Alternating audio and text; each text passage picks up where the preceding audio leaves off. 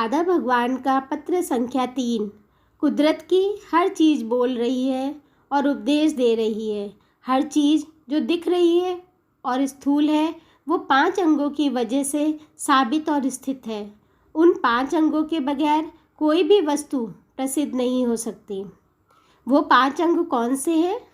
नाम, रूप, अस्थि, भांति और प्रिय। नाम माने नाम, रूप माने सूरत, अस्थि माने होना, भांति माने भासना, प्रिय माने खुशी देने वाला। दादा भगवान ने इसको उदाहरण के साथ समझाया। टेबल नाम है मेज का, 4 कोनों वाली हो सकती है या गोल, वो हुआ उसका रूप।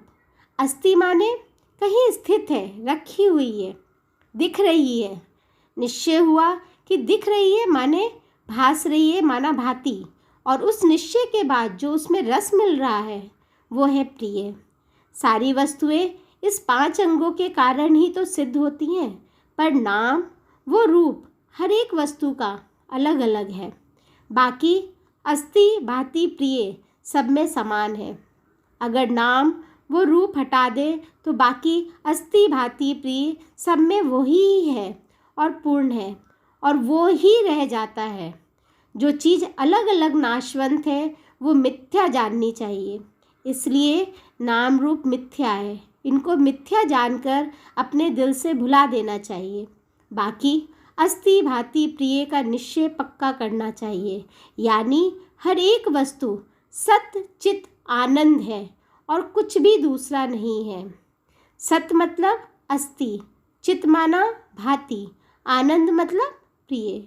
द्वैत सिर्फ नाम रूप के कारण ही होता है। अगर सोच समझ कर देखोगे तो संसार सिर्फ नाम रूप ही है, और नाम रूप मिथ्या है, और मिथ्या वस्तु सदैव नाशवंत है। इसीलिए उससे प्यार करना मूर्खता है। ऐसा समझने से कुछ भी दुख और दिक्कत नहीं होगी। शांति, धैर्य, हंसमुख स्वभाव, समदृष्टि, बेपरवाही आदि देवताओं के लक्षण हैं। उनको अमल में लाने से परमात्मा के ज्ञान का अभ्यास पक्का होता है। संबंध के दर्द से छूटने का यही रास्ता है। संसार के धंधों में प्रवृत्त होने में कलेश और झगड़ों के सिवा और क्या हाथ आता है? तो क्यों ना इन ख्यालों को निकाल कर मन को एकाग्र कर अपने निज स्वरूप में मशगूल रहे। मुक्त वो है जिसको किसी भी पदार्थ के लिए कशिश और इच्छा नहीं है, और सदैव शांत चित्त है। अंदर का आनंद एक अजीब नेमत है, और उसकी प्राप्ति 2 बातों पर निर्भर करती है। पहली संतों का संग, दूसरा तीक्ष्ण बुद्धि। संतों का वचन ही संतों का संग है, और उस पर विश्वास रखकर अपने जीवन में ही लगाना तीक्ष्ण बुद्धि है। विषय रस की इच्छा तो परमात्मा के ज्ञान ना होने के कारण होती है। मन ऐसी सूक्ष्म शक्ति है जिस पर थोड़ा भी भरोसा नहीं कर सकते हैं। एक क्षण में देखो तो आकाश में उड़कर मौज ले रहा है, और दूसरे ही क्षण में देखो तो पाताल के तल में गोते लगा रहा है। मन है कोयले के समान। जैसे कोयला कभी भी उज्जवल नहीं होता है, ना साबुन से ना किसी दूसरे इलाज से। सिर्फ आग में पड़ने से अपनी कालिख निकालकर लाल चोला पहनता है।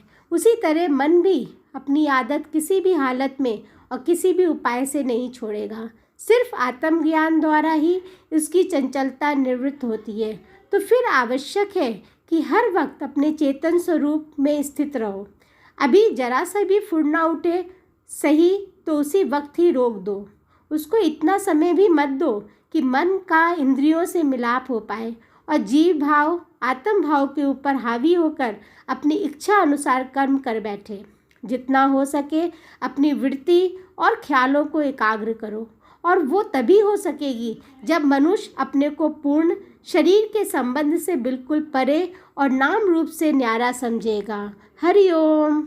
अगर आपको और भी दादा भगवान के पत्रों को सुनना है तो हमारे चैनल को ज़रूर सब्सक्राइब करें। धन्यवाद।